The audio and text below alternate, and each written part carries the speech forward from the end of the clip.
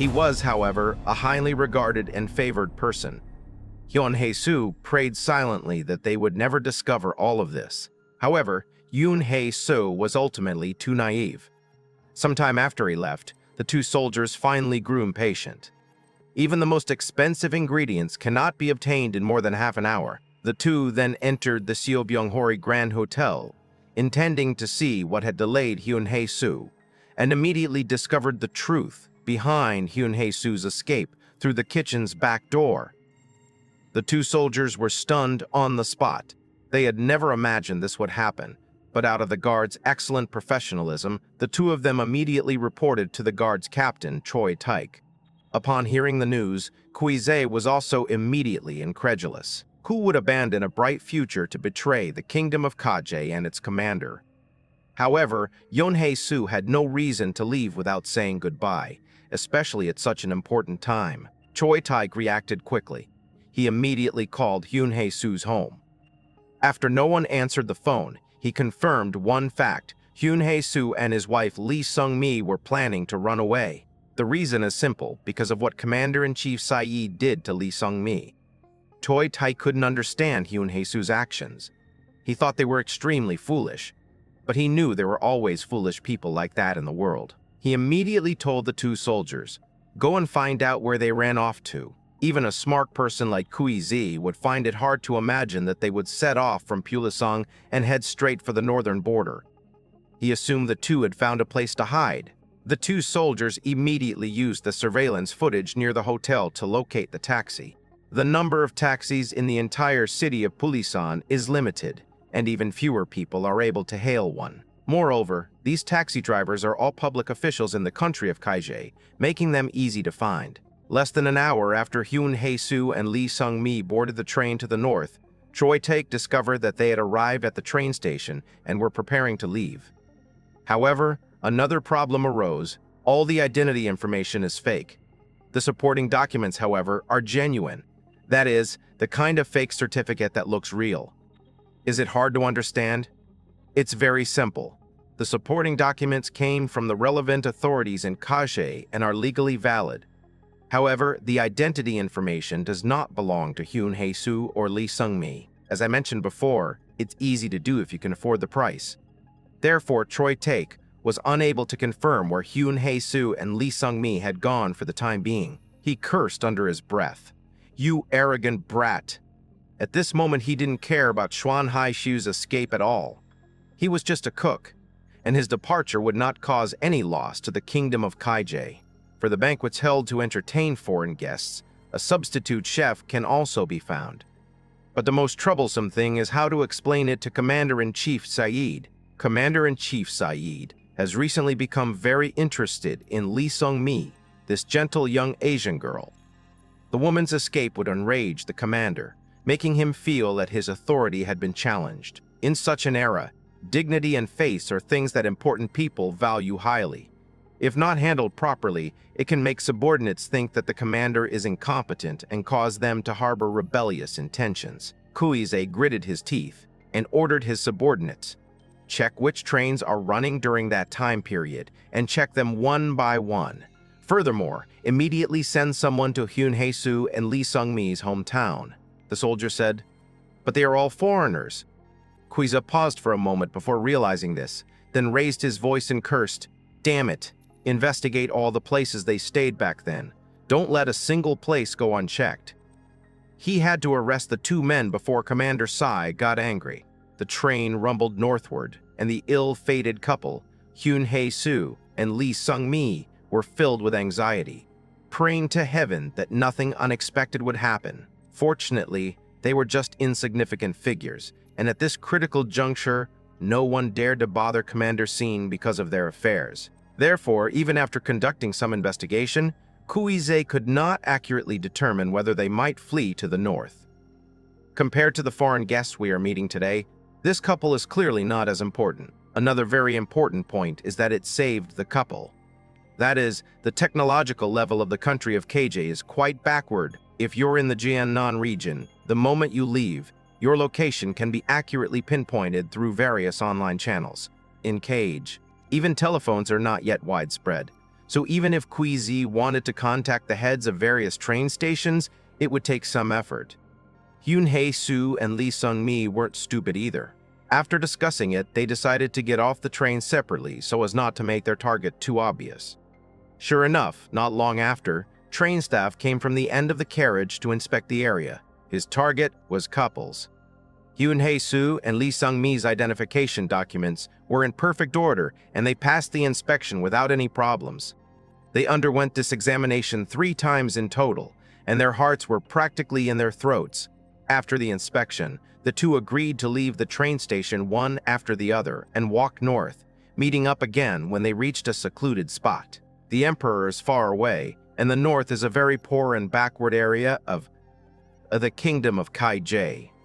When Zi's orders are issued here, it is difficult to guarantee their effective implementation. After all, civil servants in such remote and impoverished areas often struggle to get enough to eat, and they are often emaciated with sunken faces.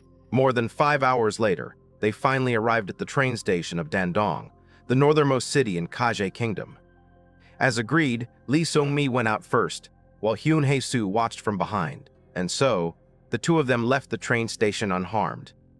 However, the two of them looked distinctly different from people from the north. They came from the capital, and their air of someone who always had enough to eat set them apart from the locals. This caught the attention of a station staff member. After watching Lee Sung-mi leave, Yoon Soo was about to follow her to meet up. But just before he was about to go into battle, he was stopped by that staff member. "Please wait a moment, sir." The staff looked him up and down with suspicion. "Excuse me. We've received intelligence that an important figure from prison is attempting to escape by train. Judging from your attire, you must have come from prison, right?" Yoon Soo still wanted to argue. "What are you talking about? I'm not that kind of person." The staff member said, "Then please hand over your identification. I need to verify your identity to prevent the wrong person from getting away." Swen Haishu felt a little scared. His identity is not verified, and if anyone really investigates, Zi's side will soon find out that he has come to Dandong. The staff member was in his 40s, a veteran railway employee, and had very keen intuition. He saw Swen Haishu's guilty expression, and his gaze sharpened. He reached out and grabbed Swen Haishu's wrist tightly. Although he looked thin, he was surprisingly strong. "Come with me. We need to verify your identity carefully before we can let you leave." Yoon Soo was so frightened that cold sweat broke out on his forehead. Because of the commotion, several staff members not far away looked over. Several railway police officers also appeared to be heading this way. Chun Hae-shu gritted his teeth, reached into his pocket, took out a pack of cigarettes, and stuffed it into the station attendant's hand. "Please, please." He didn't know what to say at that moment, and could only beg the other party to let him go. The station attendant's eyes lit up when he saw the cigarettes. When Swen Haishu arrived, he brought with him some local specialties from prison, which were in high demand even in prison, not to mention in remote and impoverished areas like Dandong. But he never imagined that a pack of cigarettes like this could feed a family of 3 mixed noodles for a month here. The station attendant hesitated for a moment, then quietly slipped the cigarette into his pocket and went to check other people. Swen Haishu felt as if he had been granted a pardon and quickened his pace, as if he was afraid the other party would change their mind. After getting away from the train station, he and Lee Chun-mei made sure there was no one else around before they hugged each other tightly. The first step in escaping prison has been successful, but it would be too naive to be happy too soon. The hardest part is yet to come. Reaching the border is not enough. To reach the Khotan Empire, they needed to cross the long border in northern Dandong, a region of snow-capped mountains. The two had no means of transportation and could only cross the mountain range on their own. But there are many sentry posts in between. This was left over from the wartime period, and the sentry posts were exceptionally dense to prevent invasion from northern countries, fearing that prison's orders would come down and they would lose their only chance to escape. The two hurriedly ran north. They were unfamiliar with this place and had come to Dandong on sheer determination, but they had no idea where to cross the blockade. You can't exactly ask a local for directions, can you? The two began walking along the blockade line at a distance. observing which route was better. However, such furtive behavior was naturally easy for the border guards to spot. They were also repeatedly reprimanded and told to stay away. Hyun Hae-soo and Lee Sung-mi had no choice but to bite the bullet and pretend to take a walk nearby, keeping a certain distance between them. But this kind of behavior was extremely strange, especially in the middle of the night. Later, when Hyun Hae-soo recalled the events, he understood why the border guards hadn't come to arrest them, because every year there are just too many people like them trying to cross the border. Besides, the soldiers here are just following the rules. They are not emotionless plants, so much so that no one arrested them for their ridiculous behavior. At this moment, they were extremely anxious. By now, the commander should have woken up. He'll be entertaining foreign guests that evening, so they probably won't care much about him, the cook. But the next day, he would certainly issue an order to have them arrested. A single order from their superiors could be a catastrophe for the couple. Time waits for no one. The two walked along the border for almost 2 hours, hesitating for a long time. But there were sentries everywhere. In the end, Hyun Hae-soo and Lee Sung-mi discussed it and decided that they couldn't wait any longer. They chose a route that seemed shorter, along a frozen river, about 20 meters from the other side. If you run there in one go, you can successfully reach the Khotan Empire. The two acted immediately, taking advantage of the darkness and avoiding the searchlights. They stealthily made their way there. As a result, just as the two of them reached the riverbank and were about to rush forward hand in hand, a blinding beam of light shone directly on them. Bang! Bang! Bang! The gunshot sounded especially cruel in the cold, dark night. It was like the death knell tolling by the Grim Reaper. Hyun Hae-soo froze on the spot, feeling as if life was being ripped from his body.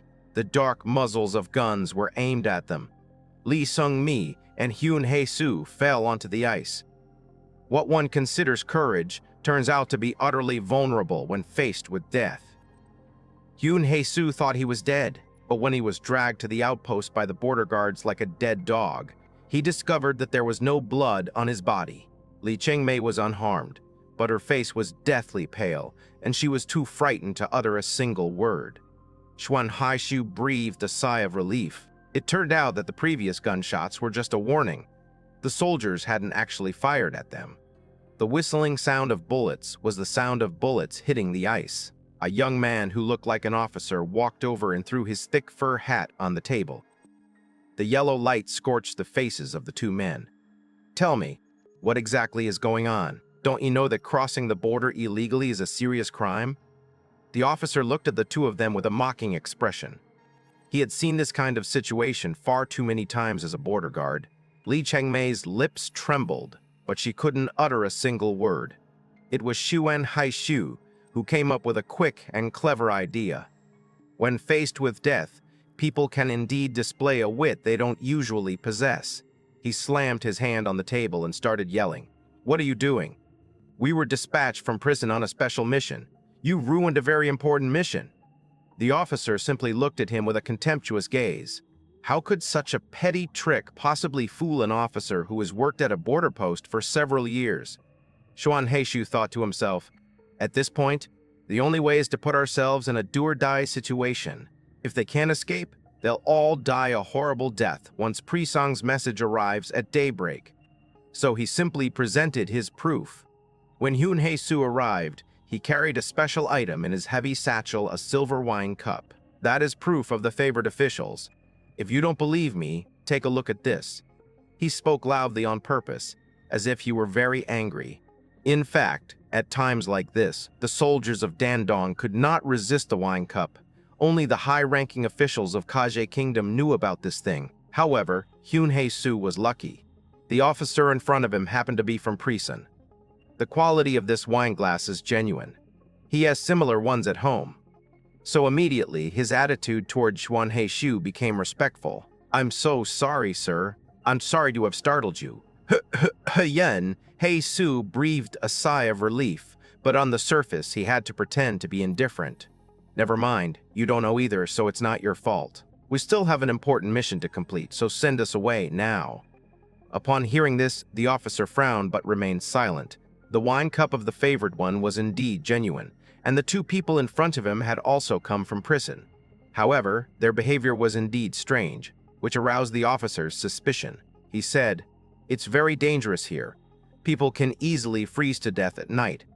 Why don't you two rest here for the night and talk again tomorrow?"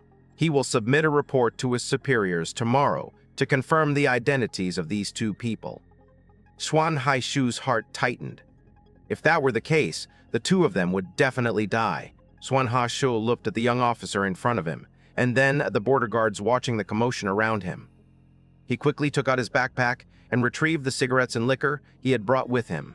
"Sure thing. You've all worked so hard. Here, have a taste. These are fine cigarettes and liquor brought from prison. It's said that the commander-in-chief also smokes this brand. Life is very tough for border guards in the north." Upon seeing these luxurious items, their eyes immediately lit up. Li Chengmei also came to her senses. She was a smart woman and of course knew what to do now.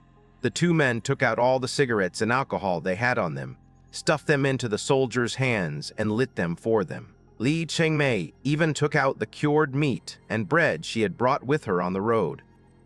These are foods they don't usually get to eat. The soldiers were overjoyed, and for a moment forgot that Hyun Hae-soo and Lee Sung-mi's identities were still in doubt. As the saying goes, he who eats another's food is bound to him. And soon their attitude towards the two of them became warmer. The crowd smoked and drank in a crowded sentry post, and the alcohol quickly made them drowsy and confused. When the young officer was red-faced and swollen from drinking, Xuan Hae-soo took the opportunity to say that the two of them had important business to attend to and had to leave. The officer readily agreed with a wave of his hand. Hyun Hae-soo and Lee Sung-mi, fearing they might change their minds, quickly left the outpost hand in hand. "Walk," Hyun Hae-soo whispered to Lee Sung-mi. "While the people inside are still eating and drinking, now is the best time to escape." It was already past 4 in the morning. They couldn't delay any longer. They were going to die anyway, so they might as well fight. The two of them ran all the way to the river and then desperately tried to run to the other side. Suddenly, a shouting and cursing voice came from behind. There used to be a camera on the river that would alert the soldiers at the outpost based on the movement of human figures. Hyun Hae-soo and Lee Sung-mi ignored everything and ran forward with their heads down, their lives hanging by a thread. Slap, slap, slap, slap. The bullets went off like firecrackers, and Hyun Hae-soo and Lee Sung-mi thought they were going to die. But the sound of bullets rang out very densely, yet not a single bullet hit them. The two of them pressed on and finally reached the other side of the river. The young officer quickly said, "Stop. Don't fire anymore. They've crossed the border. Continuing to fire will trigger military conflict." The soldiers cursed and swore at the two men, but their eyes held a deep-seated smile and a sense of blessing. Firing guns is their mission, but raising the gun barrel an inch higher is a matter of their conscience. After running across the icy river, the gunfire stopped behind them, and Hyun Hae-soo and Lee Sung-mi were moved to tears. They dared not stop and continued running forward. Happiness seems to be right before my eyes, but is it really that simple? When they decided to flee the kingdom of Kaje, every step they took was destined to be fraught with difficulties. Yes, they have indeed arrived in the Khotan Empire, but how will they live from now on? In terms of language, the Khadar Kingdom spoke North African languages, while the Khotan Empire spoke Arabic. The two of them can speak some English. However, they knew nothing about the Khotan Empire. In the post-apocalyptic world of Ice Age, the only way to survive is to rely on powerful forces. If they escape here, they will most likely be captured and forced into labor. That kind of life is not as good as living in the country of Kaje. They had no other choice but to do so for Lee Changmei. Fortunately, they still had one hope. When Yuan Haishu and his group came to North Africa, they were involved in a multinational engineering project. He wasn't the only one who came. His fellow villagers also came. His uncle, who lived in Hupu City, opposite the snow-capped mountains, had settled there in his early years. The two had been in contact a few years ago. The uncle lived a very good life here, and it is said that he had made a name for himself in the local area thanks to the innate intelligence of the people of Huaxu. Although they haven't been in contact for 2 years, Hyun Hae-soo still firmly believes that as long as he can find his uncle, he will definitely be able to live a peaceful life with Lee Sung-mi. Before the two of them, there was still a snow-capped mountain to climb. Although I thought I had made sufficient preparations before coming and had prepared the supplies for about 10 days. But at the outpost, in order to bribe the soldiers, more than half of the food was taken out.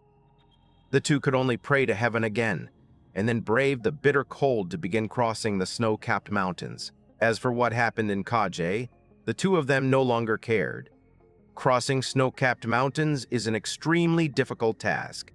Even in a tropical environment, it is extremely cold here. The two of them prepared in advance by stuffing thermal blankets and plastic bags into their clothes.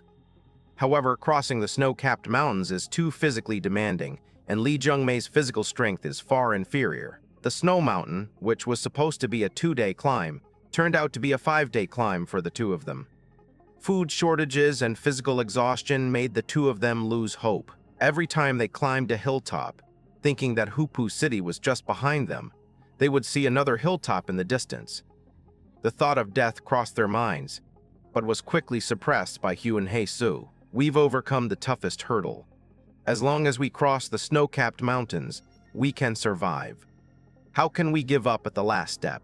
The two of them pulled and tugged at each other, and under almost impossible circumstances, they actually crossed the snow-capped mountain and arrived on the other side. The area was barren, the land covered in a vast expanse of white. Seeing the peaceful snowfield, Hyun Hae-soo felt very heavy-hearted. This indicates that there is no human activity in the vicinity. Fortunately, upon reaching the summit, they confirmed the direction of the human village. By this time, the food in their pockets had been completely eaten.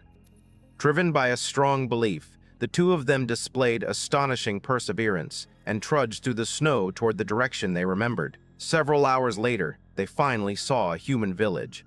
Those white snow houses were clearly built in the last 2 years. The two men were immediately motivated, and they walked forward until they found the house and began to knock on the door. There are very few people living near the border. I knocked on several doors, but no one answered. The two of them were so hungry that their stomachs were practically sticking to their backs, and they could only keep going. Finally, they knocked on a door, and a middle-aged woman with a cold expression came out. The two tried to communicate in the language of Kaj, but they didn't know if the woman could understand. The two recounted their suffering, hoping to gain pity. Having probably seen too many people like them, the woman didn't let them into the house. She simply pointed to the snow hut next door and then slammed the door shut with a bang. Having no other options, the two had no choice but to go next door. This time, a burly man opened the door. Fearing that the man would refuse him entry again, Xuan Haishu took out the only pack of cigarettes he had left and handed it to him. Upon seeing the cigarettes, the man, who had initially been indifferent, softened his expression considerably. Xuan Haishu lit a fire for the other person, who could understand the language of Kaje. Since he lived on the border, perhaps he was also a Kaje person in the past. Xuan Haishu gave the other party an address, saying, "If you can take us here, I will give you a generous reward." He took out some vouchers for goods from the kingdom of KJ and handed them to the other person. Along the border, there are bound to be exchanges of goods in private. Xuan Haishu no longer needs these vouchers, but the other party has a way to use them. Upon seeing so many vouchers, the man realized that this young couple was no ordinary person. Coupled with the generous reward promised by Xuan Haichu, he agreed. The man heated up some noodles made from mixed flour for the two of them. They were starving and hadn't had a proper meal in days, so they didn't care about anything else and started eating heartily. The man sat to the side, smoking a cigarette and chatting with them casually. During the conversation, he deliberately inquired about the identities of the two people. Xuan Haishu naturally dared not reveal his true identity and vaguely answered the question. During their conversation, he learned the man's name was Durakon and that he was of mixed black and white descent. After finishing their meal, Hyun Hae-soo and Lee Sung-mi felt much more at ease. The two encouraged each other, knowing that as long as they could reach Hupu City and find that uncle, they would truly be safe. Draken chuckled and said, "Your uncle is quite a figure. He lives in such a nice place." Hyun Hae-soo's uncle is a successful man, and hearing Dulaken's words made the two of them feel even more at ease. Draken told the two men to rest there for the night and set off again tomorrow. The two were exhausted and temporarily slept in a storage room that Draken had cleared out, the city of Purasong and the country of Kajay. The commander sat in a chair, holding his beloved Pomeranian in his arms. Kuizei stood beside him, head bowed, body tense. The commander's face was expressionless, showing no sign of anger, yet no one dared to let their guard down in his presence. Commander-in-Chief Sion is capricious. He might suddenly snap someone's head off while laughing, then throw it to his men and laugh as they kick the head around like a ball. At one banquet, the commander got carried away and ordered one of his subordinates' wives to strip naked and dance. After being refused, her naked body was found in the snow in Plastala Prairie the next day. For a whole month, no one dared to claim the body, until finally the commander-in-chief, finding it an eyesore, ordered it disposed of. Serving a ruler is like serving a tiger. Even Kuizei, who understands Commander Sai's preferences better than the average person, dared not utter a sound at this moment. The commander picked up a glass of foreign liquor from the table, gulped down half of it, and then casually remarked, "That bastard Xuan Haishu is really something. All I did was sleep with his wife. Is it really necessary to be so angry? Didn't I also give him a generous reward, allowing him to live a life of luxury? This kind of ungrateful person needs to be taught a lesson." Kuizi bowed and said, "Commander, he has already fled to the Khitan Empire. He should be in Hupu City now." "They fled abroad?" A cruel smile curled at the corners of Commander Sion's lips. "Do they think they'll be safe as long as they escape abroad?" By convention, those who flee abroad are usually not prosecuted. However, that is only the usual case. If the commander wants to capture them, it will be very difficult for them to escape. Lieutenant Colonel Kuizei. "Yes, Commander. Go and bring them back to me." Commander Sai gave a simple order. He stroked the Pomeranian's smooth, soft fur with a doting smile on his face. "I was too kind to them. Why are people always like this? If you treat them a little better, they won't appreciate it. They'll just harbor resentment. Remember, capture him alive. Doesn't he resent me because of his wife? I will hold a grand banquet for them then, so that he can see for himself how his wife has become a plaything for everyone." A happy smile appeared on his face. "Just thinking about that scene excites me." That night, Hyun Hae-soo and Lee Sung-mi were sleeping in the storeroom, covered with several blankets given to them by Dalaken. Although the environment here is not as good as their home, it is the best place they have slept in a long time. Suddenly, the door to the storage room was slammed shut with a loud bang. Having experienced everything that had happened during this period, the two were highly sensitive and woke up immediately. Draken's voice came from outside. "The search team is here. Get up quickly." Hyun Hae-soo and Lee Sung-mi were startled and hurriedly got up to open the door. Draken lowered his voice and said to them, "It seems you are indeed extraordinary people. The search team is here to find you." Hyun Hae-soo and Lee Sung-mi hurriedly begged Dalaken for help, because they could see from Durak's eyes that he regretted taking them in. However, if Dalaken hands over the two men, he himself will also be punished. He said in a low voice, "Come with me." He led the two to another room, opened a wooden door in the floor, and there was a cellar there. "You can hide in here. Whether you can escape depends on your own fate." It was freezing cold outside, but the two of them could see the light sweeping across the window. Going out would be even more dangerous, so they had no choice but to trust Dalaken. Even if they suspected that Dalaken had betrayed them, did they have any other choice now? The two entered the cellar and embraced each other in trepidation, but could no longer fall asleep. 2 hours later, Dalaken opened the cellar door and told them some good news. The search team has left. However, this place is no longer safe enough, and there will definitely be more people searching the area. As soon as it gets light, they must head to downtown Hupu City. "Sai, I was so worried about your few vouchers. It's really not worth it." Delakin deliberately said this to Hyun Hae-soo. His eyes swept over Shwan Hae-soo, looking her up and down as if he wanted her to give him more valuables. Hyun Hae-soo could only pretend he hadn't seen it. If you give all the benefits to the other party at once, you are likely to be abandoned by them immediately. And so they waited with their eyes open until dawn. Durakan has a modified snowmobile, which is a pickup truck that has had its wheels replaced with tracks. He shoved the two people into the back seat and covered them with a blanket. Durakan warned them not to make a sound if they encountered checkpoints on the road, and usually nothing would happen. Once you get past this checkpoint, you'll be safe once you enter the city center of Gora. The two were filled with apprehension, never expecting so many dangers after crossing the border. But now we can only take it one step at a time. The pickup truck headed towards the city, and several hours later, it suddenly stopped. Several men shouted loudly outside. Hyun Hae-soo and Lee Sung-mi clenched their hands tightly. They knew they had been stopped for inspection. Fortunately, Durakan knew the prosecutors and seemed to frequent the area, so the other party didn't get in the car to check and just let them pass. As the car headed towards downtown Hupu City, the two finally breathed a sigh of relief.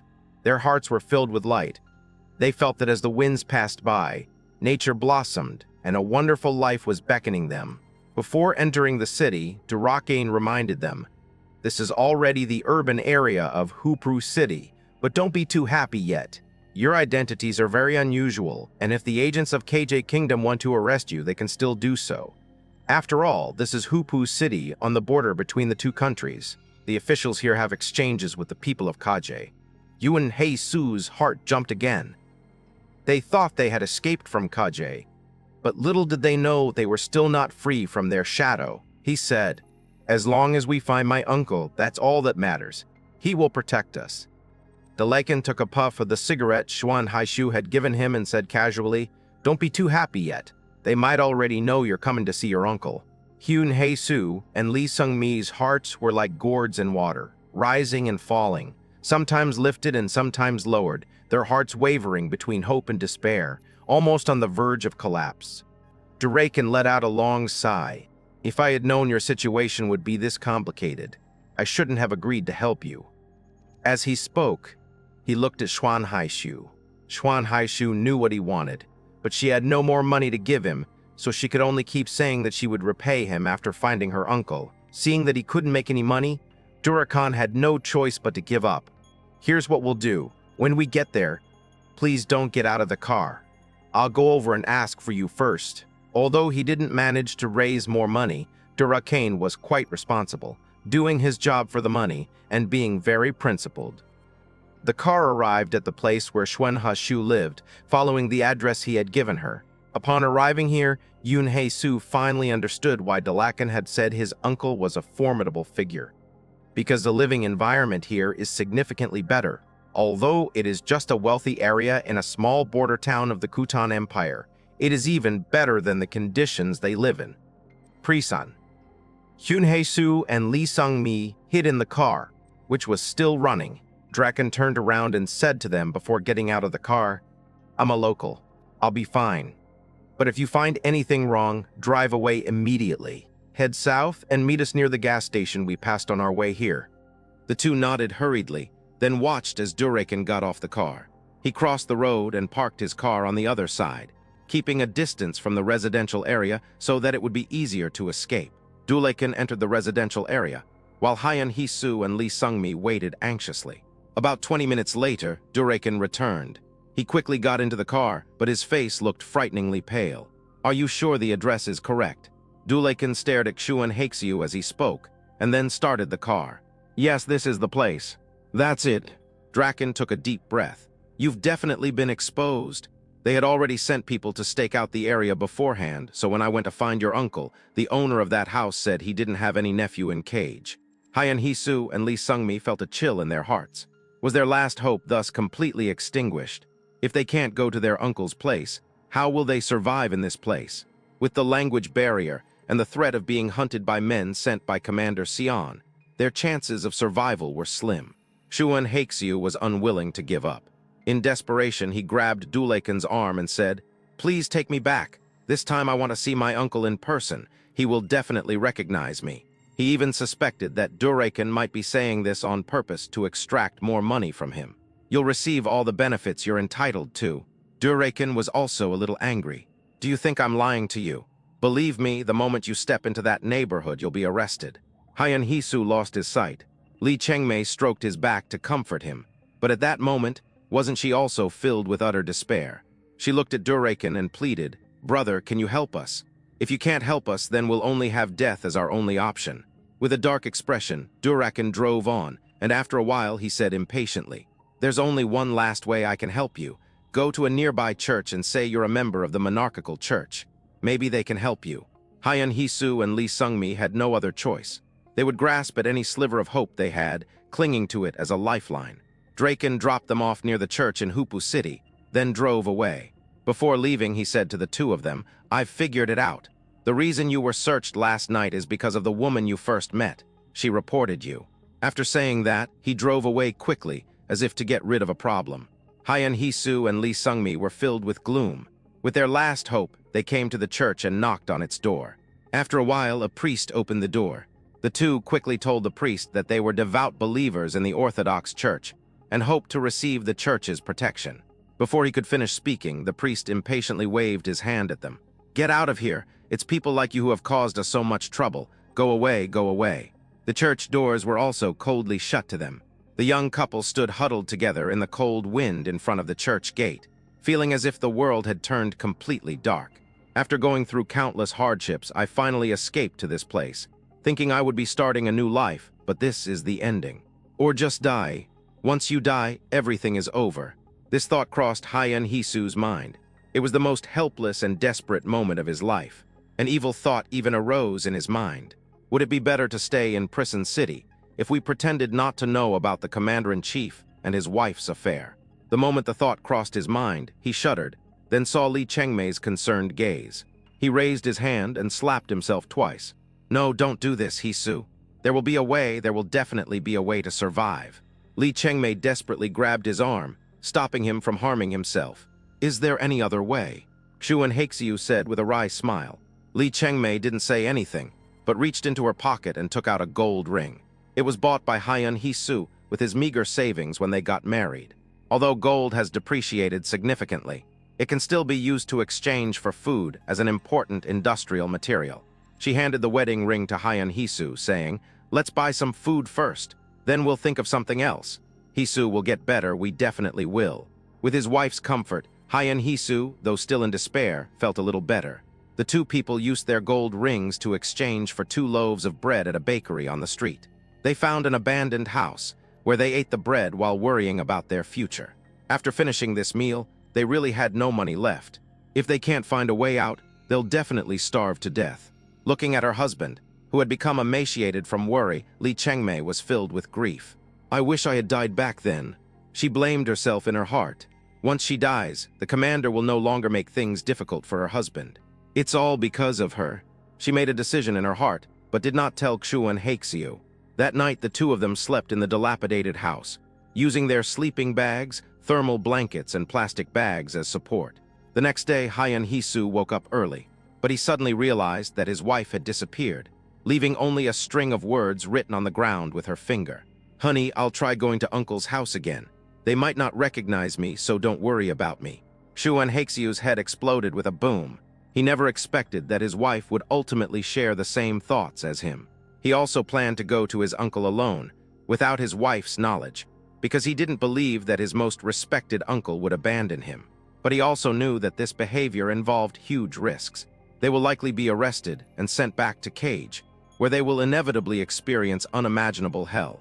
"Chengmei, Chengmei." Shuan Haixiu scrambled to his feet in a panic and ran frantically toward his uncle's address. He already had a bad feeling, sensing that Chengmei would never come back this time. He staggered and ran down the cold street.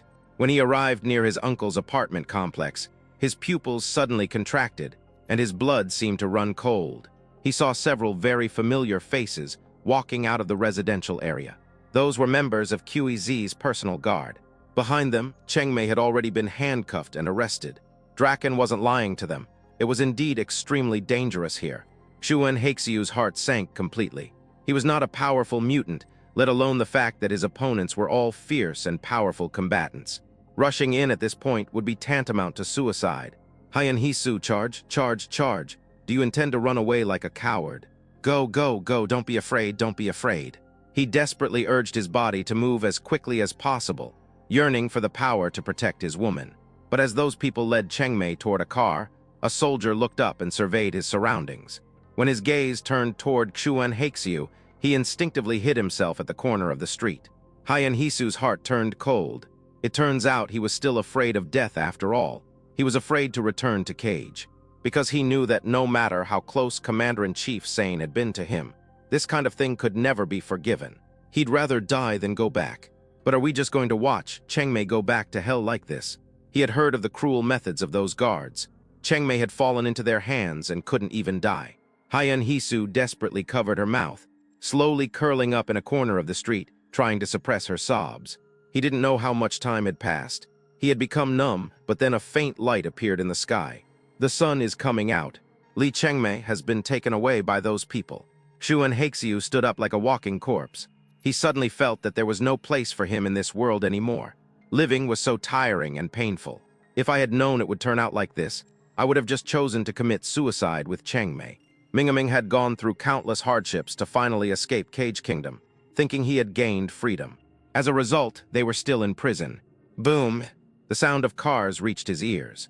Chuan Haixiu looked towards the end of the road and saw 5 very large and luxurious snowmobiles, all white with golden Zhenjiang sect patterns on them.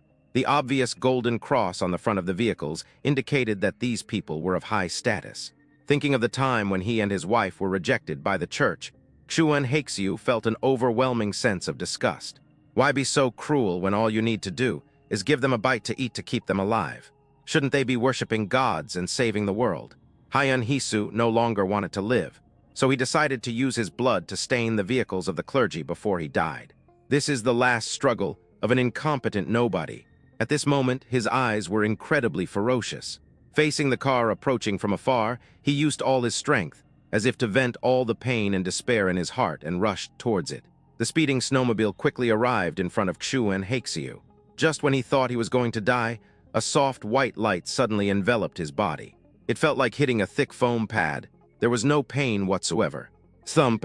Chuan Haixiu collapsed on the snow, his eyes vacant.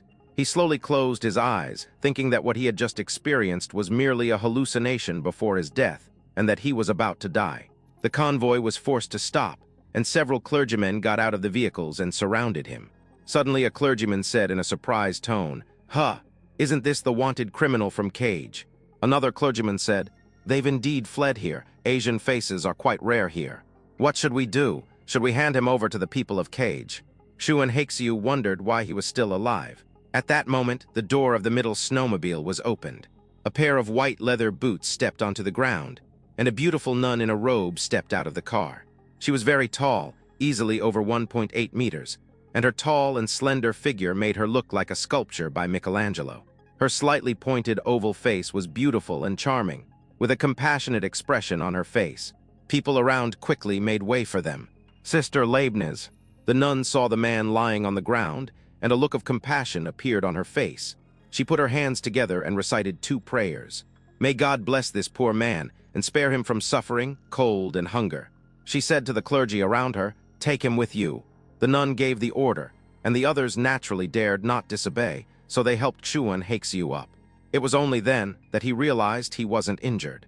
Without any clear understanding of what was happening, he was taken to the cathedral in Hupu City. The priest, who had previously treated him poorly, brought him hot water, bread, and a blanket. A glimmer of hope suddenly rose in Chuan Haixiu's heart. Although I know this idea is a bit absurd, the other party is clearly a big shot from the world-renowned Holy See. If we can get her help, perhaps we can save Chengmei. He ate heartily, and for a moment he didn't feel so much like dying. The temple next door. Brittany Leibniz, the mourning sister of the Holy See and one of the 4 horsemen of Revelation, the Plague Knight, completed her prayer for the Holy Spirit's cross. She then used communication equipment to contact Cardinal Arnold Oleb. "Sister Leibniz, how did your negotiations with Commander Ken Sayan go in the Kingdom of Cage?" Leibniz shook his head. "They refused to cooperate with us. If I'm not mistaken, the thing we're looking for, the Holy Relic Spear of Longinus, is in the hands of Commander Ken Sion. The reason he was able to rise from a junior officer to a powerful mutant in the impoverished North Africa was because of the power of the sacred artifact. Under these circumstances, it's impossible for him to hand over the items to us. Oreb frowned. This is the situation we feared most. Although Commander Ken Sion was not a religious leader in the poor and backward country of North Africa, he used absolute power to brainwash all the people, making them blindly and absolutely loyally worship Ken Sion, which also gave him the blessing of faith. Under such circumstances, as long as Commander Ken Sion does not leave the Kingdom of Cage, even the Knights Templar of the Holy See have no confidence in taking the Spear of Longinus from him. Of course, if a large army launches a forceful attack, there is indeed a chance to achieve the objective. However, the Holy See exists in a religious form, and for thousands of years, the key to its harmonious coexistence with secular nations has been to avoid direct involvement in secular wars. If this rule is broken, the attitudes of countries around the world toward them will change from now on, which is something the Holy See does not want to see. That's why he went to great lengths to find Zhang Yi, hoping that this top-tier expert who was outside the political system would carry out this mission. Judging from Zhang Yi's attitude, he was clearly unwilling to get involved in this trouble. Just as Olive was feeling melancholy, Sister Leibniz suddenly smiled, a smile that was beautiful and captivating, yet did not evoke any negative thoughts. The day of depravity has not yet come, but mammon, the sin of greed, has been born ahead of time. It is a crisis, but also the best opportunity. If we can reseal it beforehand, we will reduce the risk of world destruction. This matter cannot be delayed. What we need is a legitimate reason to take the Spear of Longinus from Ken Sion. She smiled meaningfully and said, I have a very good idea now. It will prevent the righteous monarchy from getting involved in worldly disputes, and at the same time allow us to obtain the Spear of Longinus in a legitimate way. Olive's eyes lit up. Did you make any discoveries in Cage? Leibniz recounted her encounter with Hyan Hisu. Hyan Hisu's identity is very special. First of all, he was a contract worker from Huaxu Kingdom who came to Keiji Kingdom to participate in the construction project, so he was still a citizen of Huaxu Kingdom. Secondly, he and his wife, Li Chengmei, were persecuted by the Cage Kingdom. Finally, and very importantly, he was once Commander Ken Sion's personal chef. He was very familiar with the high-ranking officials of Cage and Ken Sion. Orib understood what Leibniz meant. With Xuan Haxiu's existence, Huaxu Kingdom can use the most legitimate reason to directly participate in this matter. With Hyan Hisu as their guide and intelligence agent, it will be easier for them to figure out Ken Sion's background. However, the core of this matter still lies with the Kingdom of Huaxu. Sister Leibniz's gaze turned serious. Of the two bishop-level mutants in Huaxu Kingdom, only the ability of Chaos is most suitable for crossing the ocean to do this. We need to find a way to persuade him to get involved. The righteous monarchy wielded immense influence, even in Protestant Britain, where they had to show them respect. Moreover, many powerful countries in Europe and America can be influenced by them. However, it would be unwise to wage a large-scale war to seize the Spear of Longinus. Stealing him or beheading Ken Sion would be the best option. In conclusion, the chaos of Huaxu Kingdom is almost the only viable option. His actions are above board and above board. He can act under the guise of seeking justice for the citizens of Huaxu Kingdom. Orib said, send me that person's detailed information, and I'll go talk to Chaos again. Tianhai City. The reconstruction of Tianhai City has been completed, and now it is mainly a city cluster built around Tianhai Fortress. Tianhai City has been destroyed several times, but each reconstruction has been more complete, and today's Tianhai City can even be described as luxurious. Following the example of Shengjing City, Zhang Yi implemented full-area heating directly in the area under the dome. The entire fortress area covers more than 200 hectares. It includes farms, factories, laboratories, and residential areas. Zhang Yi's shelter is located in the very center of a residential area, which can be described as a city within a city. Furthermore, the sanctuary can be separated from Skycia Fortress and used as a core fortress. The shelter's defenses were at their highest level. How exaggerated is it? Let's put it this way. Even if Zhang Yi isn't here, Lu Karen alone could hold off the white bishop-level mutants' attacks for quite some time. This mainly comes from the advanced materials obtained from the mechanical civilization, as well as the barrier stones of the Nash Kingdom. At this moment, Zhang Yi stood at the entrance of the shelter, looking at the lush trees and flowers outside, feeling the warm sunlight shining on her from above, and tears of excitement flowed from the corners of her eyes. It feels like the end of the world has passed, and the world has returned to normal. Zhang Yi closed his eyes, feeling the red light projected onto his eyelids by infrared rays, and felt extremely comfortable. Jo Care held his arm, looking happy as she stood beside him. Everyone in the shelter was amazed by the beauty and grandeur of the sea fortress. The sun in the sky is an illusion, but the temperature is real. With the resources of the Yuan stone mines that Zhang Yi controls, the energy required to heat such a large area is negligible. Temperature control systems are not difficult to implement. Greenhouse technology has existed for half a century, and now it is even possible to create spring, summer, and autumn environments inside the Tianhai fortress. As for winter, everyone hates winter and doesn't want to see snow falling inside the fortress. The once cold shelter has been covered with a thick lawn, and many beautiful trees have been planted in the front yard. Zhang Yi felt exceptionally happy right now, and if this kind of life could continue, he would rather have nothing at all. Just then, Zhang Yi noticed the figure carefully pruning the trees. His short hair, short stature, and glasses made him look like an old friend. Li Jian, Zhang Yi called his name, and when the man turned around, it was indeed Li Jian. Holding a large pair of scissors, he bowed to Zhang Yi and said with a smile, "Your Excellency, look, this is the garden I designed for you. Are you satisfied? I named it Hello, Mr. Zhang, to express my respect for you." Zhang Yi smiled and nodded. Good, you did a great job." A huge swimming pool was built in one corner of the courtyard, where people could swim. Of course, this was Zhang Yi's private residence. Outside the house in the courtyard stood a group of metal lumps. Lu Karen has repaired a batch of mechanical life forms obtained from Fremont, about 100 of them. These mechanical life forms, considering their fearlessness of death, possess combat capabilities comparable to a vice captain. Moreover, they pose a significant threat even to captain-level mutants. However, Zhang Yi did not allow Lu Karen to spend too much money on extensive repairs, because what's truly lacking in this era is top-tier combat power. The Shadow Squad, along with these mechanical lifeform soldiers, are mostly responsible for clearing out miscellaneous enemies on the battlefield and handling miscellaneous tasks. Zhang Yi is very satisfied with the current situation. Yang Xingxin walked over and looked at the scene before her. A look of reminiscence appeared on her usually cold face. "I wish this kind of life could go on forever." She sighed softly. More than a month later, Yang Xingxin successfully entered the Black Chariot level with her superpower index points. Yes, it's that exaggerated. After advancing to Epsilon and receiving the baptism of the spiritual ocean, Yang Xingxin's ability index increased at a speed, as if she had been given a cheat code.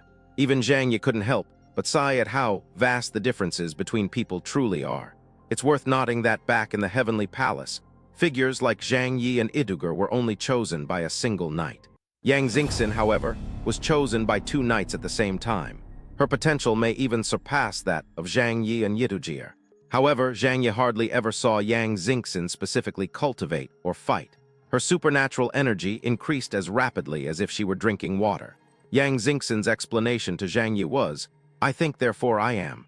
The philosophy of Wang Yangming has already made it very clear that the essence of the world is the thinking of the self. Yang Xingxin's IQ is too high. Perhaps she has already seen through the essence of the world, and therefore is able to observe the world better. Rather, it would be more accurate to say that she only showed great concern when facing Zhang Yi, while remaining quite indifferent to other matters. She seems to be a natural observer, with an instinct to investigate things and gain knowledge. Zhang Yi took her cold little hand in his. "Are you still worried about the demon eye mark? The thing the two are most worried about now is the demonic eye mark on their chests. After all, knowing the truth about the world makes it easier to feel an indescribable fear of the powerful Druk giants. That was an existence that even the creator Kagego could not completely kill despite his repeated attempts to destroy the world. Once you're targeted by such a being, it's impossible not to feel fear." Yang Xingxin said to Zhang Yi, "In order to destroy the Druk Titans, Kaga almost cut off all their opportunities for survival and reproduction, but they still stubbornly survived by devouring other intelligent races. The Ishtar have returned to the Ether, so we who inherit the Ishtar's legacy are the most delicious food in their eyes. A confrontation with them is almost inevitable." Zhang Yi remembered what Ali had told him, and tightened his grip on Yang Xingxin's hand slightly. The mark that was placed on us is the sin of greed, Mammon. If we can seal him away again, perhaps our mark will disappear. Yang Xingxin looked up at Zhang Yi. Brother, are you planning to participate in the sealing operation of the Zhenzheng Church? That's far too dangerous. It is certain that the power of those demon gods is so terrifying that even the most imaginative humans cannot fathom it. Currently, humanity's understanding of mutants is limited to imagination, with a king level based on superpower index points or higher. Drucker's strength was definitely at this level or even higher. That superpower level, Omega Omega, which once existed only in theory and symbolized no limits, may be its true level of power. Therefore, even though Zhang Yi now possesses a certain level of superpower and has mastered the powerful weaponry of the mechanical civilization, it is impossible for him to come into contact with such an existence. But we have to give it a try. Zhang Yi took a deep breath and looked at the beautiful scene before him. Li Jian and the gardeners, dressed in their work clothes, were carefully pruning the branches of the trees with such focus, and the scene was so beautiful. Do your best and leave the rest to fate. If we don't try, we won't have any chance at all. This was originally a catastrophe of annihilation level. With the return of the ether to the Ishtar, the sixth generation may face the greatest catastrophe in the history of this planet. To survive a disaster, you need not only strength, but also a lot of good luck. When fortune smiles, heaven and earth lend their strength. When fortune turns, even heroes are powerless. If destiny is on my side, then let me resolve this crisis. If destiny is not on my side, Zhang Yi shrugged with a smile, then let's meet in the ether. Perhaps when we descend into the next generation in the form of spiritual matter, we will meet again. Yang Xingxin grasped Zhang Yi's hand in return and whispered, the next life is too uncertain. If we lose all our memories, our spirits will no longer be you and me. Let's only fight for this life. Just then, Zhang Yi's communication device beeped, indicating that someone had sent a communication request. Zhang Yi looked up and saw that it was Cardinal Olib. Orib. He knew why the other person was contacting him. Zhang Yi found a chair and sat down. The sunlight shone on him, making him feel very warm and comfortable. Yang Xingxin also sat next to Zhang Yi. The others were not comfortable participating in the conversation, so they watched from a distance. After the call was connected, Zhang Yi saw that chiseled face. Long time no see, Bishop Alrib. Long time no see, Lord Chaos. I wonder how you've decided on that matter from before. If someone asks you for help, remember to refuse decisively and refuse hesitantly. A hesitant refusal can breed resentment, making people think you're playing them. An overly decisive acceptance, on the other hand, can make people think the matter is very simple for you, and therefore they won't be as grateful. Zhang Yi and Yang Xingxin had long ago made up their minds that they would definitely go to the Devil's Eye in the Sahara Desert, because they needed to remove the mark of the Devil's Eye more than the Holy See. However, deliberately keeping Alibu out of the loop was to gain the initiative, and of course, to make thorough preparations. Zhang Yi looked at Alib, remained silent for a moment, and then slowly spoke. This concerns the life and death of humanity, so I should do it in principle. But this matter is extremely dangerous, and even I cannot guarantee absolute safety when entering someone else's territory. Upon hearing this, Orib breathed a huge sigh of relief. Zhang Yi meant that he could do it, but he had conditions. Please rest assured, we have contacted top mutants from various countries, and they will all participate in the follow-up operations. The reason why Your Excellency is needed is that your status as a free man makes it easier for you to enter the Kingdom of Cage and take the Spear of Longinus. We will provide you with all the necessary supplies. He quickly added, anything we can provide. All right. Zhang Yi stared at Orib and said directly, I want the Dead Sea Scrolls.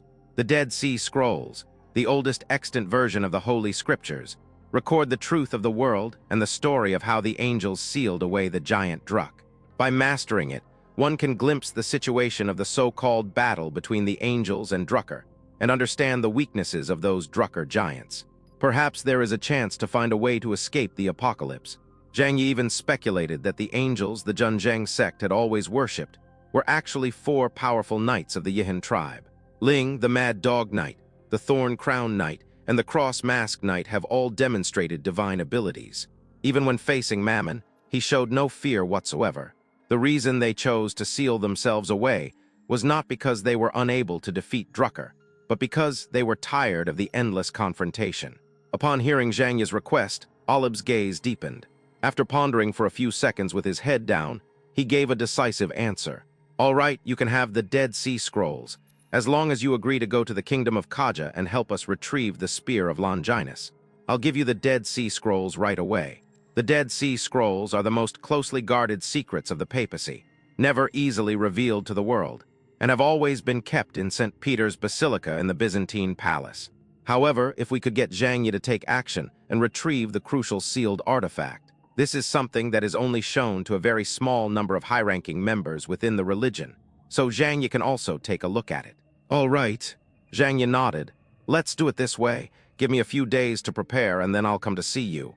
The two sides agreed to meet 3 days later in Olga, a city in the Holy Roman Empire. After ending the call, Olib smiled. Finally, that man made a move. The price for the Dead Sea Scrolls is perfectly acceptable. My biggest worry is that the other party won't even offer a price. That would make their subsequent actions very troublesome. Oreb turned around. He was now in a room decorated in medieval European style. At this time, Olib was in Rome, and the house belonged to Jupiter, the former Holy Roman Emperor. With the deaths of Jupiter, his wife, and son in the Battle of Fremont, their territory was quickly divided among the surrounding powers. This is why Oreb chose to meet here. There were a few other people in the room besides Olib. If Zhang Yi were here, he would definitely recognize several familiar faces. Among them were Odin, the god king of Asgard, the mutant organization of the Europa Alliance, and Saladin, the emperor of the Kutan Empire. On the seats next to them were several other strange people with different appearances. A white man in a striped suit who looked polite, and a black man covered in clothes sewn from animal skins, his body as black as coal. The black man gave off an unapproachable vibe, and everyone else in the room kept a safe distance from him. He held a pure gold scepter in his hand, and despite the cold weather, he sat cross-legged on the chair with his feet bare. One of the two men was from Colombia, across the ocean, and the other was a shaman from the O clan, a primitive tribe in North Africa, Ojumwervianenial Tuwen Wiyuwenmuben Asabi. For convenience, everyone else called this wizard Adbeo. Oreb turned around, smiling, and said to them, "Chaos has already made arrangements. He's willing to come and help us obtain the Spear of Longinus. As soon as we get the sealed artifact, we'll immediately begin the next phase of our operation." With his wide, round eyes, Odeb said to Olib, "We have so many top-notch mutants here. Do we really need to invite an Asian mutant over? Here's what we'll do. Give me enough gold, and I'll lead my tribe to take care of that Kensayan guy for you." Oreb pointed at him and said, "No, Chaos must do it. If people find out that we hired someone to kill the leader of Kaj, who will still believe in our righteous monarchy. Moreover, the abilities of Chaos are best suited for this mission." Odin looked at the arrogant Adbeo and sneered. "Kaj is Kensin's territory, not your Adbeo clans. Your sorcery will fail there while his power will be greatly enhanced. How do you plan to fight?" Odebeo retorted defiantly, "Why can't we fight? Our Odebeo clan and the Kingdom of Cage were one family 500 years ago. They also believed in shamanism." Olib, not wanting to listen to their bickering, raised his hand to stop their argument. "All right, that's settled then. We'll stay here and wait for the arrival of Chaos." At this point, his gaze fell on the man in the black and white striped suit. "I wonder when the mutant troops sent by Columbia will arrive." Magna smiled faintly. "Please rest assured, Your Excellency. Our people will arrive on the eve of our journey to the demon's land." Odin scoffed, "So secretive. Is this how you Colombians always do things?" Magna remained non-committal, but a hint of helplessness flashed in his eyes. Because the one who was sent to the Sahara Desert this time, no matter what he does, will not surprise anyone. Columbia, Franklinville District. Inside a solemn church, a priest is listening to a believer's confession.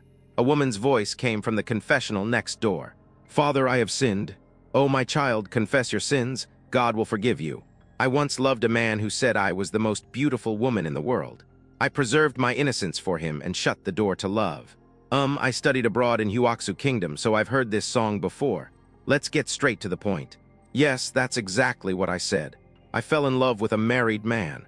Even though I didn't mind that he had a wife and loved him deeply, he still rejected me. So I thought that as long as I made his wife disappear, he would fall in love with me.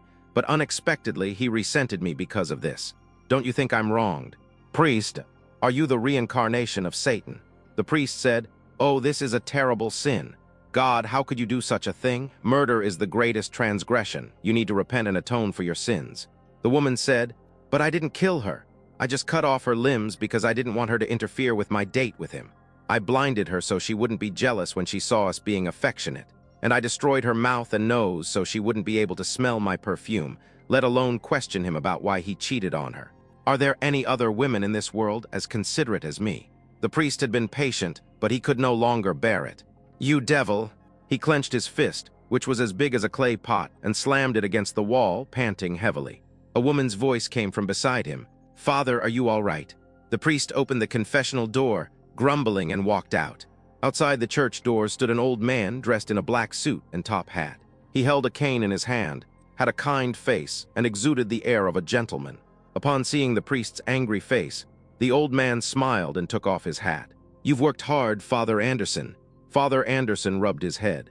Damn it, God above, if this keeps up, I'm going to go crazy. You should ask someone else for this next time. The old man smiled helplessly. Don't worry, he won't bite. It's just that sometimes his behavior is a little different from ordinary people. As the two were talking, a deep, cold voice came from inside the church. Hey, Karen, what are you doing here? From the shadows emerged a tall, handsome man. He was nearly 2 meters tall, and his muscles were so strong they seemed to burst out of his clothes. He looked like a statue sculpted by Michelangelo. Father Anderson looked at the man behind him, a moment of confusion flashing in his eyes, but he quickly shook his head vigorously to clear his mind. It's all fake, it's all fake. The old gentleman, Adam, smiled as he faced the giant before him. Hello, Karen. He visibly relaxed. Karen approached the two men, his towering figure looking down at Adam and Anderson like a giant overlooking 2 dwarfs. What happened? He asked with a look of curiosity. Father Anderson, his face dark, glanced at Adam and casually said, It's nothing. Your business is finished, I should be leaving too. Just as he was about to leave, he suddenly realized that this was his church. He pointed into the distance at the two of them and said, All right, you should go now. Adam smiled at Karen. Let's go, we haven't seen each other in a long time. It's time to have a good chat. The two left the church, and the door behind them was slammed shut. The streets of Ville are now filled with pedestrians, and mothers can be seen taking walks with their children. Bobbies born during the Ice Age appear stronger than those born in previous seasons. This is an adaptive mutation resulting from the survival of the fittest to adapt to the extremely cold environment. Adam's head only reached Karen's chest, and the two walked at a leisurely pace, as if taking a stroll. Just got back from Abyss number 51, how did it feel? Adam spoke with a smile, a faint smile always on his face, and due to his age, his eyes were squinted into slits, making them invisible. Karen replied casually, What else can it be? It's the same as every place I've been to over the years. Endless war, slaughter, conquest, and finally the conquest of a region and the plunder of its resources. Adam chuckled. Indeed, it perfectly suits your identity as a Navy SEAL. By the way, something very big happened outside when you were heading to Abyss number 51. Karen looked down at Adam. Oh, Adam, an ancient, godlike civilization has emerged. Its emergence has attracted the Druk giants. Karen's previously nonchalant gaze suddenly turned serious. So soon, according to the warnings those underground people gave us, it's clearly not the right time yet. Adam chuckled and said, It's because of an accident. It's probably the appearance of a god-level civilization that made those plunderers willing to take great risks just to appear in the world ahead of time. After all, they were a group of monsters who acted entirely according to their inner desires. Karen frowned. What do you want me to do by telling me this? Adam chuckled and said, You guessed it already, didn't you? After all, Brian was just a dog kept by Da Vinci, and his performance in Colombia didn't quite satisfy the higher-ups. And Morgan was on a special mission in the sky. So this time, the higher-ups have decided to send you to the Sahara Desert. Karen curled the corners of his mouth into a smile. Let me go. Have you thought this through? I think you haven't forgotten the consequences of making me take action. Adam turned to look at Karen, and he had to crane his neck, which was indeed a difficult movement. It's all right. You're naturally a destructive person, and no one can control you. So just do as you please. The people from the Vatican and Western Europe are here too. They'll take care of the rest of the trouble. Karen nodded. He crossed his arms. God, his arms were thicker than Zhang Yi's thighs. If Zhang Yi were to meet him, he would definitely suspect that he might have lizard-like blood. I'm also curious to see what level the mutants from other countries on this planet have reached while I've been gone. Adam's smile deepened. We also want to see just how much you've evolved since returning from Abyss number 51. Huaxu Kingdom, East Sea Region. Donghai City, Naval Headquarters. Today, a special guest has arrived in Donghai City, personally received by Li Guangxiao, the supreme commander of the Donghai region. Accompanying them were Xuanwu and Zhuke, two of the four major combat forces. As for the second-generation Azure Dragon and the second-generation White Tiger, they are still only at the 9,000-plus level and are not yet capable of standing alone in the East China Sea today. The rising steam from the tea obscured the face of the man opposite the sofa, but his neat military uniform was still clearly visible. Li Guangxiao reached out and poured him a cup of tea, a kind smile on his face. "Nephew, I never imagined that you would come to visit me from all over the world." Across the coffee table, the young soldier picked up his teacup, took a sip, and said with a wry smile, "Sixth uncle, please don't tease me. I'm not the same person I used to be." The young soldier was none other than Li Changgong, who had fled here after the northwest region was overthrown. Li Guangxiao and Li Changgong were not related, but they shared the same surname, Li, and came from prominent families, thus they claimed kinship. The two families have maintained a good relationship for over a century. However, this kind of relationship only lasts when both parties have equal value. Now, Li Changgong has lost his territory and fled here. Li Guangxiao's attitude towards him was very ambiguous. Li Guangxiao would never agree to send troops to help him seize power. His main force is the navy, so sending them across the entire country to the northwest is a joke. "Nephew, it's been many years since you last visited Donghai. Stay longer this time and take a good look at our local customs and culture," Li Guangxiao said with a smile. As for keeping him, Li Guangxiao had no such intention. Don't forget that Li Changgong is now a black chariot-level mutant. Even when meeting him, Li Guangxiao must bring Xuanwu and Zhuke with him. This guy betrayed his former superior and ousted him before taking over. Li Guangxiao was terrified that he would repeat Luo Yunfeng's mistake. "By the way, now that you've left the northwest region, what are your plans for the future?" Beside Li Guangxiao sat Xuanwu and Zhuke. Suzaku has changed a lot since then. Her hair is no longer black, but has turned into a gradient blue. The color gradually fades from the top of the head to the end of the waist, eventually turning white.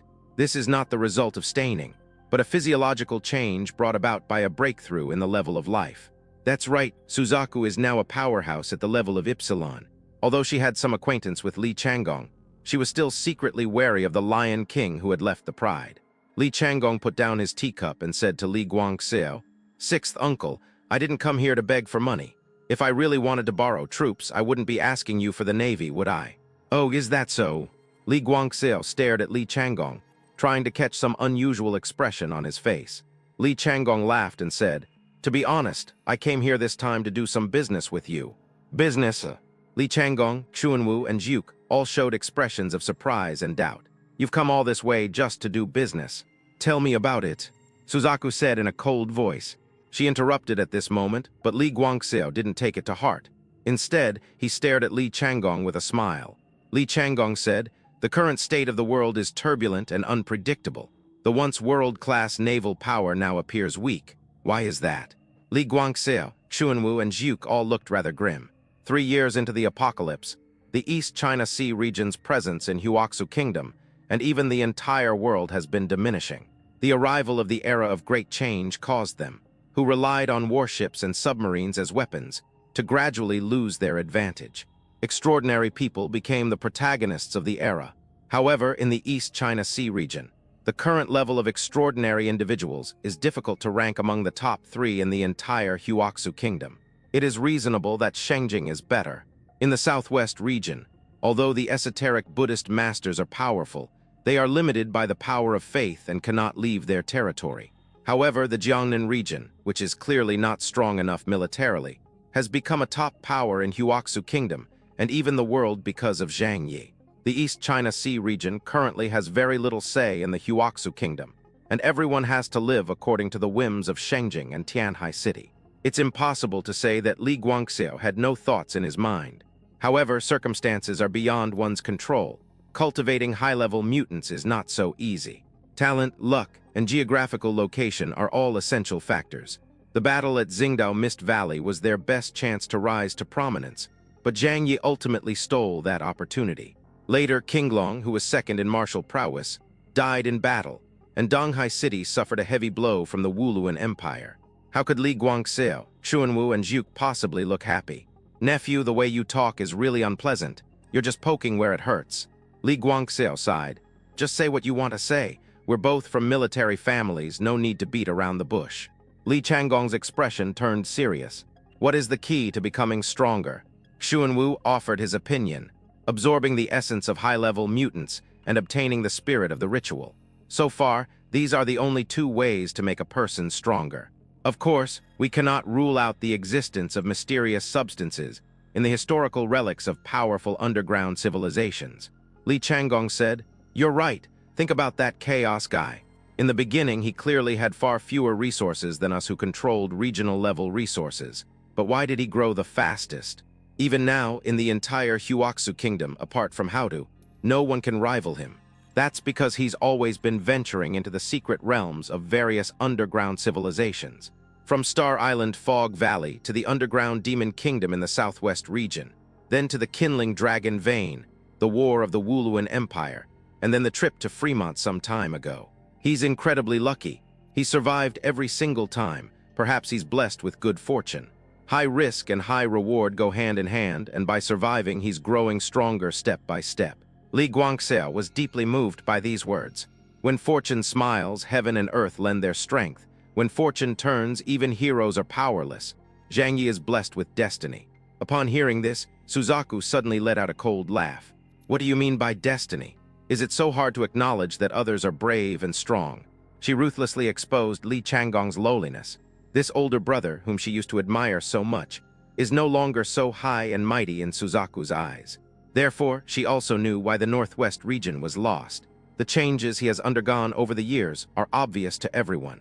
She stared at Li Changgong, who was also surprised that the girl next door who had always admired him would speak to him in such a tone. "Jiang Han Yu." Zhuke looked at him, took a deep breath, and said, "The reason Zhang Yi is able to keep getting stronger is because he has a huge sense of crisis. He dares not let himself relax for even a moment. Because unlike you, he doesn't have an excellent family background and control the resources of an entire region at a young age. So he has to keep striving and looking for opportunities to become stronger. But Brother Li, your mythological code name is Gaochen the Great, one of the 5 ancient heavenly emperors of Huaxu Kingdom. Yet, with such powerful resources, why are you gradually becoming complacent and hesitant to move forward? If Zhang Yi were in your position, I believe he would choose to make good use of the resources at his disposal to make himself and those around him stronger." Her next words were what truly struck a nerve with Li Changgong. "Isn't it because you got into your position illegitimately, so you're always worried that others will imitate you and take your place? You put all your energy into guarding against your subordinates. But what was the result? Everything you did became a joke." These words left Li Changgong speechless, and Li Guangxiao never expected Zhuke to speak so harshly. This is probably a case of feeling sorry for their misfortune and angry at their lack of resistance. It was precisely because the two were old friends that they couldn't stand Li Changgong's current state.